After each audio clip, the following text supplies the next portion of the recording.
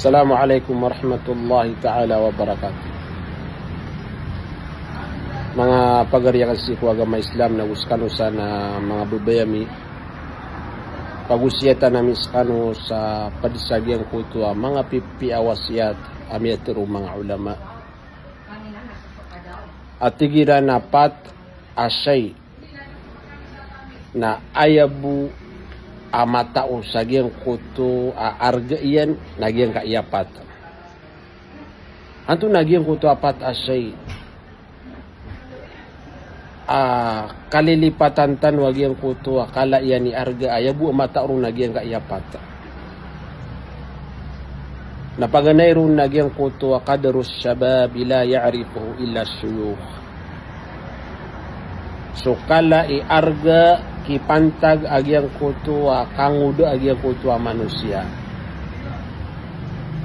So kanguda nabida agugyang kutua min isug agyang kutua idedian. Nagyang kutukun kababaloy manusia manguday lawas na ayabu amatao ron si ko arga iyan nagyang kutu mga luksa.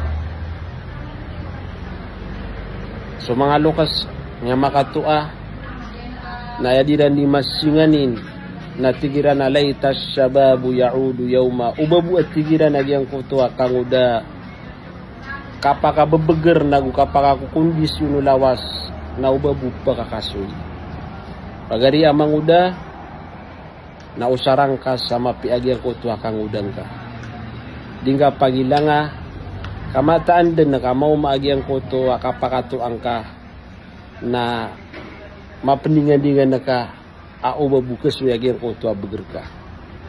Ikadua mga bangsami na agyang kutua tigu mga ulama qadru al-afiyati la ya'rifuhu illa ahlal bala.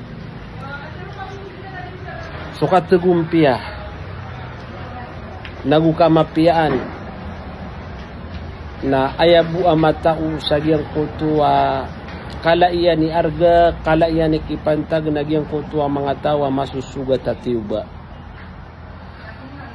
Igira apipi aginawang ka dami susugat raka amargen na penalamat ka ku Allah kamargen nagi mga pagariya igira sutaw na miyakadan salun na gumyaw maamala at tiuba.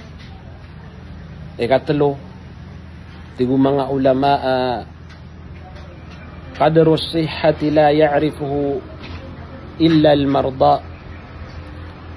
Sukapi akan bubulawasan na ayabu mataon sagyang kutua arga iya nakala iya ni kipantag nagyang kutua mga tao masusugat paniyakit. Ilidasan Allah subhanahu wa ta'ala sagyang kaiya paniyakit.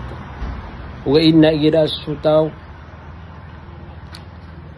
na miya sakit sulawasian natanto din ako di makan demar. Saya nakabaya iyan, nakabulungan sa kaniya na gumipuka sa iyan nagyang kutua paniyakit. Saya man to pagariya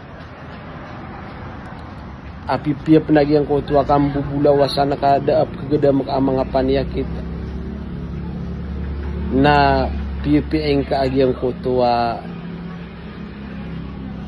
udi na siyapang kaagyang kutua mga subuan raka wallahu subhanahu wa ta'ala ka mapaparu kapan ira amya sakit sutaw na da paparu ay kapat ay pagusya tami sa rekanum nagyang kutua kadro mga ulama qadrul haya ila ya'rifuhu illa al-mauta ginan sukawiyag-uyag sang kaya dunia.